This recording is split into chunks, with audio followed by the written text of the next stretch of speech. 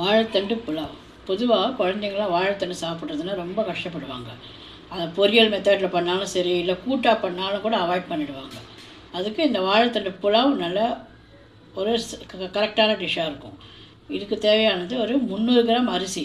நல்லா நல்லா இந்த அரிசியே இருக்கட்டும், பிரியாணி அரிசியாக இருந்தாலும் சரி, நம்ம டெய்லி யூஸ் பண்ணுற பச்சரிசி எதுவாக இருந்தாலும் பரவாயில்ல. அதை நல்லா வாஷ் பண்ணி தண்ணி ட்ரை பண்ணி வச்சுருக்கணும். அதுக்கப்புறம் பொடியாக நறுக்கின வெங்காயம், 2 சின்ன வாழைத்தண்டு பொடி பொடியாக நறுக்கி அதை மோரில் அலசிட்டு நல்லா தண்ணியை வடிய விட்டு வச்சுருக்கு. அதுக்கப்புறம் அதுக்கு அரைக்கிறதுக்கு தேவையானது பூண்டு, இஞ்சி, பச்சை மிளகா, வெங்காயம், 2 காஞ்ச மிளகா.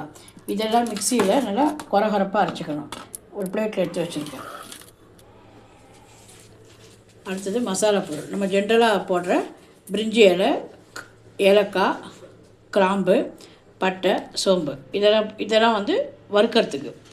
இதை வறுத்துட்டு அப்புறம் இந்த வெங்காயம் கட் பண்ணியிருக்கிற வெங்காயம் இதையும் வறுத்துட்டு அதுக்கப்புறம் நம்ம இந்த அரைக்கிறதுக்கு கொரகொரப்பாக அரைக்க வேண்டியது பச்சை மிளகா, இஞ்சி, பூண்டு, வெங்காயம், 2 காஞ்ச மிளகா. இது வரைக்கும் மிக்சியில் கொரகொரப்பாக அரைச்சிக்கணும்.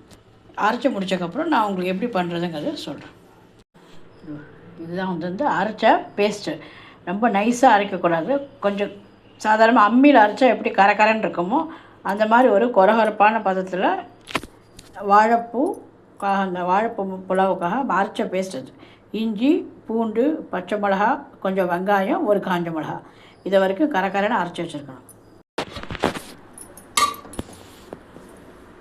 இப்போ பார்த்திங்கன்னா இதில் இந்த மசாலா ஐட்டம், பொடியாக நறுக்கின வெங்காயம், நம்ம அரைச்ச இந்த இஞ்சி பூண்டு, பச்சை மிளகாய், வெங்காயம் பேஸ்ட்டு, அப்புறம் இந்த வாழைத்தண்டு, இது எல்லாத்தையும் சேர்த்து நல்லா எண்ணெயில் நல்லா வதங்கணும். கொஞ்சம் நல்லா சுருங்குற அளவுக்கு நல்லா வதக்கணும்.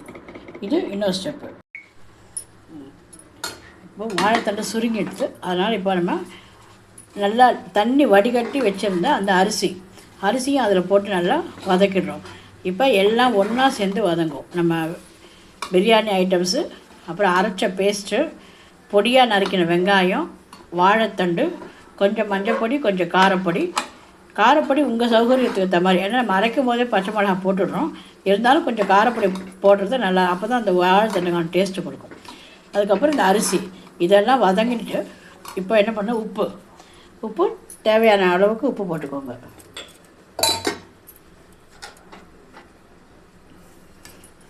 இந்த சாதத்துக்கு, வாழைத்தண்டுக்கான காய்க்கு எல்லாத்துக்கும் சேர்த்து தேவையான அளவு உப்பு போடுறோம்.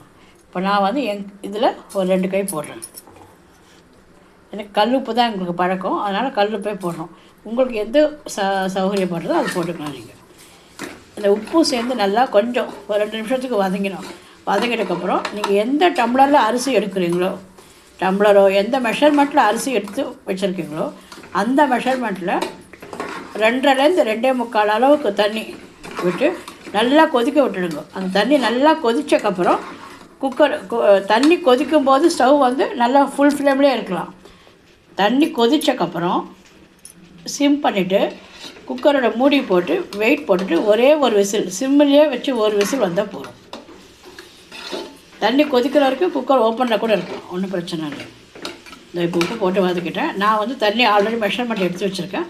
அந்த அளவு தண்ணியை நான் இப்போ விடுறேன். இப்போது இந்த மாதிரி நல்லா தண்ணி கொதி வந்துருச்சு. இப்போ நம்ம போட்ட எல்லாமே சேர்ந்து நல்லா கொதிக்க ஆரம்பிச்சிருச்சு. இது வரைக்கும் நம்ம குக்கரை ஓப்பனாகவே வச்சுருக்கலாம். இதுக்கப்புறம் நம்ம குக்கரை மூடிட்டு அதோட வெயிட்டை போட்டுட்டு ஸ்டவ்வை சிம்மில் வச்சுட்டு ஒரு சவுண்டு மட்டும் போகிறோம்.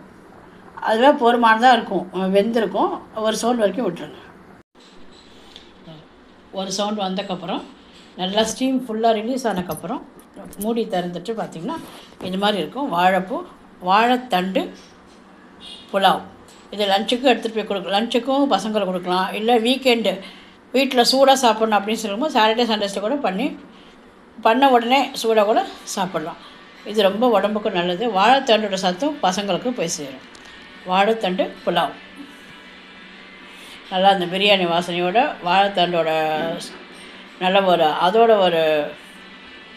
வாழைத்தண்டோட டேஸ்ட்டும் பிரியாணியோட வாசனையும் சேர்ந்து குழந்தைங்களுக்கு ரொம்ப நல்லாயிருக்கும்.